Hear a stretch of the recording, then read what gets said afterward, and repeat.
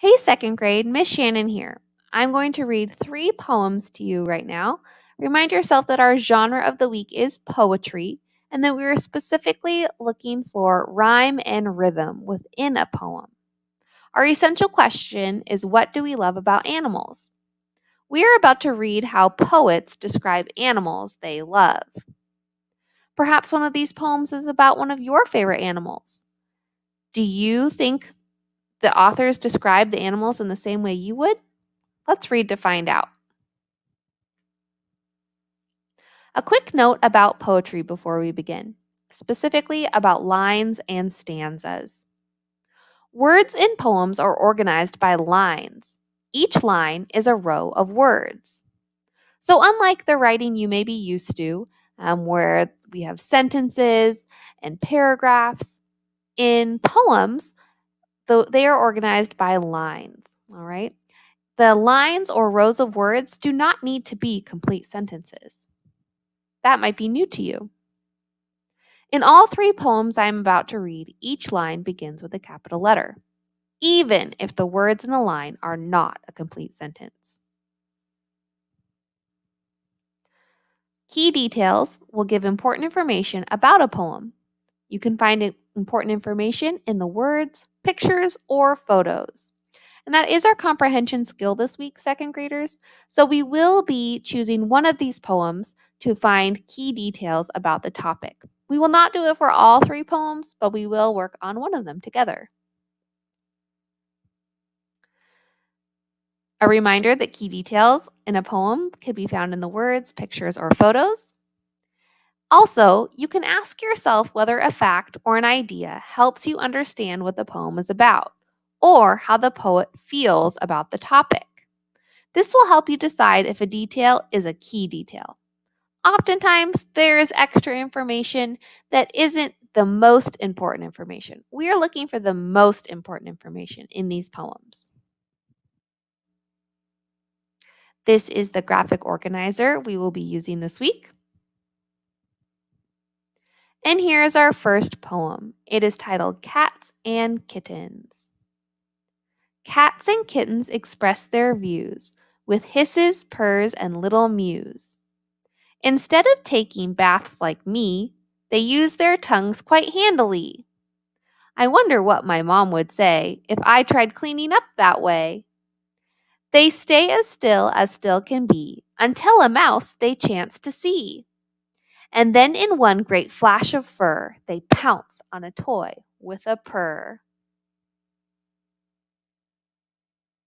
Second graders, I noticed in this poem that we had rhyme in each stanza, and a stanza is a group of lines. In each stanza, there was a rhyming word at the end of the line. In the first 2 lines, they ended in views and mews, which rhymed. In the second stanza, the lines ended in me and handily, so those also rhyme. In the third stanza, we see the words say and way. And in the fourth stanza, we have be and see. And finally, fur and purr. So this author followed a rhyming pattern where the end of lines rhymed within a stanza. That helps the reader read the poem in a certain way. It can also make it more fun and interesting to read. I'm going to ask a question about this poem before we move on. How do the words the poet uses help us understand what cats are like? How did the words the poet use help us understand what cats are like? Well, let's go back and look at the text. I learned that cats make certain noises. At the beginning of the poem, the author says they hiss, purr, and mew. Well, that tells me some of the sounds that cats make. And at the end of the poem, it tells me that they move in one great flash. When I think of that and read that line, it makes me think that cats move really super fast in one great flash. So I can imagine cats moving very quickly. So I wrote that out, second graders, that the words hisses, purrs, and mews help me understand the sounds cats and kittens make. And at the end, one great flash of fur helps me picture how cats jump on a toy quickly. So poets choose words for specific reasons to help the reader understand their thoughts. Let's keep reading. This poem is Desert Camels. Camels have a hump on their backs to carry people and their sacks. They're very strong, don't mind the sun, won't stop for drinks until they're done. They give people a bouncy ride. They sway and move from side to side. I'd like a camel for a pet, but haven't asked my mother yet. And here is another one titled A Bat is Not a Bird. A bat has neither feathers nor beak. He does not chirp, just gives a shriek. He flies by hearing sounds like pings, flapping, flapping his leathery wings. At night when I'm asleep in my bed, he gets to fly around instead. All right, now that we've had a chance to read some of these poems together, we are going to work on some comprehension skills on page 96. If you are on page 96 in your Turn practice book, you will find a graphic organizer that looks similar to this. 3 boxes labeled Detail. We are going to be working on the poem Desert Camels.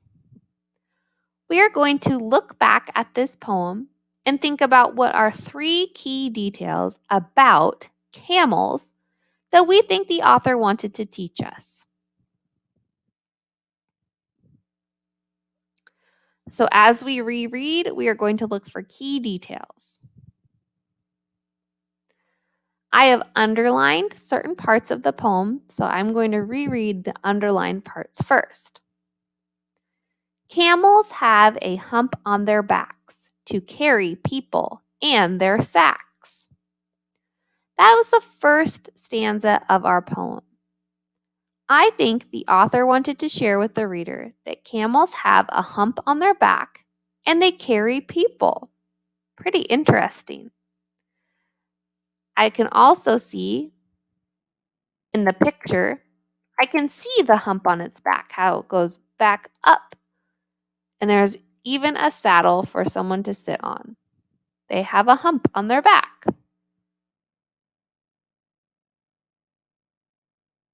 So I have included my first detail. Camels have a hump that people can ride on.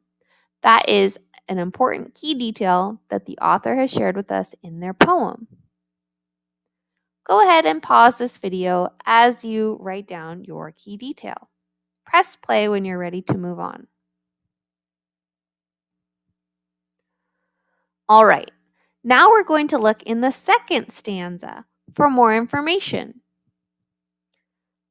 They're very strong, don't mind the sun, won't stop for drinks until they're done. There's a lot of information happening in this stanza if I really think about it and break it down. At first, the author tells us that camels are strong, very strong animals. And then the author switches to tell us that a camel doesn't mind the sun. And I know that in the sun, in the desert, it can get really hot. But the camel doesn't seem to mind it. So much that they won't even stop for drinks or water until they're done carrying all of their packs or people that they're carrying across the desert. So these sound like different ideas to me, and I want to separate them when I write them down as details. So I'm going to start with the first line that says they're very strong. That is a detail that I think is important since we also learned that they can carry people on their backs. So I think the author is really trying to tell us that they are strong. So our second detail is camels are strong. Go ahead and pause and press play when you're ready to move on to number 3, our third key detail. I'm still focusing on this second stanza because there was so much information that I want to make sure I'm getting all of the most important key details. We learned that camels don't mind the sun, so much so that they don't even need to stop for water until their work is done. That's pretty important and a good fact to learn about camels from this poem. I could read on to see if there is a different detail I want to use, so I will read the next stanza. They give people a bouncy ride. They sway and move from side to side. Well, second graders, in this stanza, it tells us again that they carry people or give people a ride. We already noted that in our first key detail, so I'm not going to repeat it again in my third key detail. So I think that stanza does not give us any more key details. I'm going to go back to the second one where it talked about the hot sun and not stopping for drinks. I'm going to write the sentence, a camel can travel a long time in the sun without water, because that's the most important information the author is trying to teach us from that stanza. You can go ahead and press pause and play again when you are finished and ready to move on. I have retyped these details into our graphic organizer if you need to see them again. Noticing that all of our 3 key details tell us important or special facts about camels. Camels have a hump that people can ride on. Camels are strong. And a camel can travel a long time in the sun without water. Thanks, second graders, for following along with me. I hope you learned something new about these animals and why people like these animals.